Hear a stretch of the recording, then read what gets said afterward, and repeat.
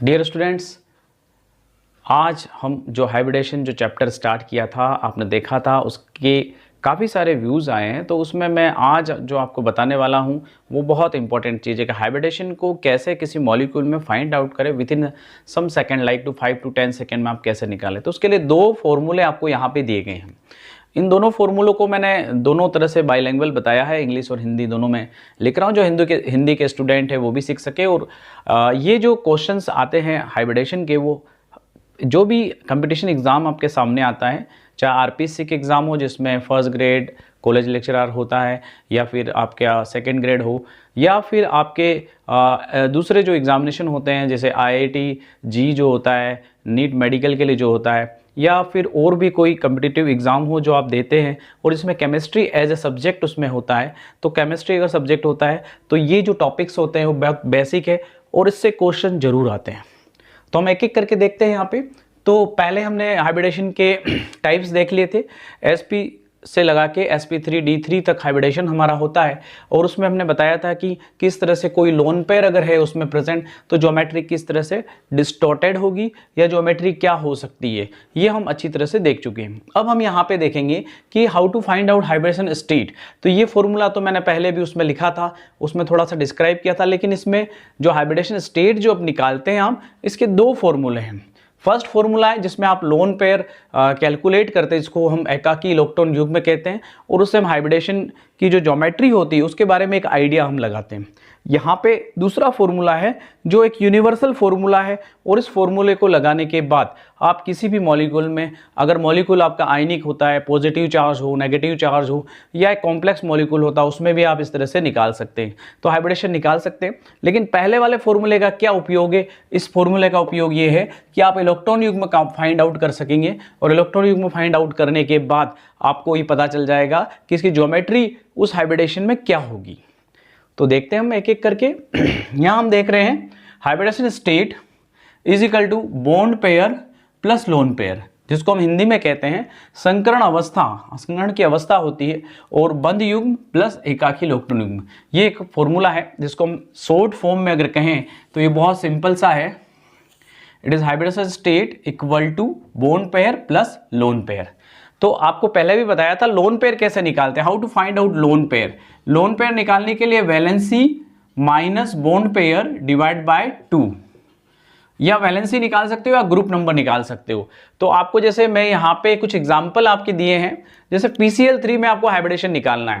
Here is the PCl3 जो होता है उसमें फास्फोरस सेंट्रल एटम है। उस फास्फोरस सेंट्रल एटम के लिए आपको पता होना चाहिए इसकी वैलेंसी या ग्रुप नंबर क्या है। तो बहुत सिंपल है, आपको पता होना चाहिए। अगर बोरोन ग्रुप है, थर्ड फैमिली है, BCNOFNE, ये हमारे पास P ब्लॉक का है, थर्ड, इसकी वैलेंसी 4 हो गई, इसकी 5, इसकी 6, इसकी 7th और इसकी 8th, वैलेंसी 8 है। ग्रुप नंबर जो ओल्ड स्टाइल में है वो आपके इस तरह से 3rd से 8 ग्रुप नंबर है। अब आप बात करें PCl5 कौन से ग्रुप में आता है, नाइट्रोजन वाली फैमिली है, 5 इसकी वैलेंसी है। तो आपको अगर बॉन्ड पेयर निकालना हो इसका लोन पेयर, तो इसमें बॉन्ड पेयर 3 है, हियर इज 3 बॉन्ड पेयर। तो आप क्या निकालेंगे, 5 - 3, तो कितना हो गया, बचा आपके 2 डिवाइड बाय 2 इज 1। तो आपका PCl5 में लोन पेयर कितना आ जाएगा, 1। तो 1 + 3 इज इक्वल टू 4, और 4 जब होता है आपको बता ही रखा है, हाइब्रिडेशन स्टेट 2 है तो sp, 3 है तो sp2, 4 है तो sp3, 5 है तो sp3d, और 6 है तो sp3d2, और 7 है तो sp3d3। आप हाइब्रिडेशन स्टेट निकाल ले, उससे आपको पता चल जाएगा कि क्या हाइब्रिडेशन आ रहा है। तो हाइब्रिडेशन स्टेट कितना आ रहा है, 4 में क्या हो गया, जो हाइब्रिडेशन इसका हो गया sp3। Here is the hybridisation is sp3 but it have 1 lone pair. तो मैंने आपको पिछला आप वीडियो देख सकते हैं, उस पर लिंक में जाके आप देख सकते हैं कि sp3 अगर हाइब्रिडेशन होता है और 1 लोन पेयर होता है, ज्योमेट्री क्या हो जाएगी, पिरामिडल हो जाएगी। इस तरह से इसकी भी वही होगी। बॉन्ड पेयर, इसका जो लोन पेयर निकालना है तो इसका ग्रुप नंबर 5वां है, नाइट्रोजन ग्रुप है आपका। 5 - 3 इसके बॉन्ड पेयर है, तो 2 डिवाइड बाई 2 इज 1। तो 1 + 3 lone pair plus bond pair निकालें, 1 + 3 इज 4। तो हाइब्रिडेशन स्टेट क्या आएगी इसकी भी, sp3, और ज्योमेट्री दोनों की क्या हो जाएगी, पिरामिडल।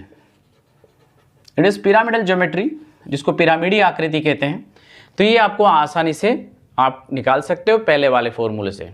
इसमें एक ट्रिक भी मैं बताऊंगा जिससे आप कैसे पता करें कि किस में क्या हाइब्रिडेशन होगा और क्या उसकी ज्योमेट्री होगी। इसको बहुत इजी तरीके से बताने के लिए मैं आगे आपको बताता हूँ। इसमें यहाँ हम बात करें XCF, ज़ीनोन जो है इस फैमिली का 8वें ग्रुप का है, तो 8 में से कितना चला गया, 2 बॉन्ड पेयर गए, 6 बचे आपके, 8 - 2 is 6, 6 divide by 2 is 3, 3 + 2, here is 3 + 2, 3 lone pair plus 2 bond pair, 5 आ गया, और 5 आते हैं, हियर इज sp3d, और ज्योमेट्री क्या हो गई, लीनियर हो गई। यहाँ पे ज्योमेट्री क्या हो जाएगी, sp3d, और ज्योमेट्री अगर 2 लोन पेयर आ जाते हैं तो ज्योमेट्री इसकी टी शेप हो जाती है। कैसी हो जाती है, ICL3 की टी शेप। ये आपको समझ में आना चाहिए। तो यहाँ बहुत सिंपल है। अब हम बात करें एक यूनिवर्सल फॉर्मूले की, जिसको हम हाइब्रिडेशन स्टेट निकालने का बहुत इंपॉर्टेंट फॉर्मूला है। इसको आप बहुत सीधे तरीके से याद रख सकते हैं। तो आप बहुत सिंपल तरीके से देख सकते हैं हाइब्रिडेशन स्टेट या संकर्ण अवस्था V + M - C + A / 2। अब ये समझना है कि V क्या है। V is a valency. जो भी वैलेंसी उस ग्रुप की होती है, यहाँ वैलेंसी आपको बहुत इंपॉर्टेंट है, ग्रुप नंबर पता हो, वैलेंसी पता हो, और ये बहुत सिंपल है। अधिकतर पी ब्लॉक जो एलिमेंट्स होते हैं उन्हीं से आपके हाइब्रिडेशन स्टेट निकालने के क्वेश्चंस आते हैं। तो नोबेल गैसेस होते हैं, उनकी जो वैलेंसी होती है वो 8 होती है, 8 कहते हैं उसको।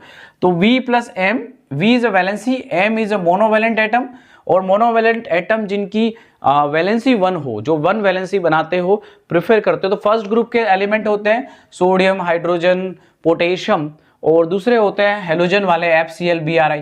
अगर ये किसी ग्रुप में, किसी मॉलिक्यूल में है तो आपको ऐड करना है, वरना M की वैल्यू 0 रखनी है। अगर चार्ज पे कैटायन है तो उसको हम कैटायन चार्ज कहते हैं C, और उसको माइनस करना है, और एनायन है तो उसको प्लस करना है, एनायन इज अ प्लस, तो एनायन चार्ज इज प्लस।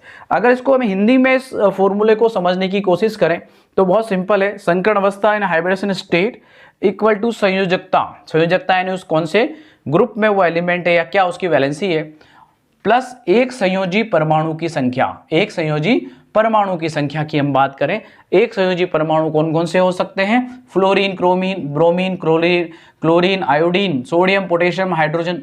ये अगर है उस मॉलिक्यूल में, उस अणु में, तब हम उसको ऐड करेंगे। धनावेश कितना है, धन आवेश यानी पॉजिटिव चार्ज कितना है, उसको हम इसमें से माइनस करेंगे, और ऋणावेश है अगर उस पे है तो हम उसको प्लस करेंगे।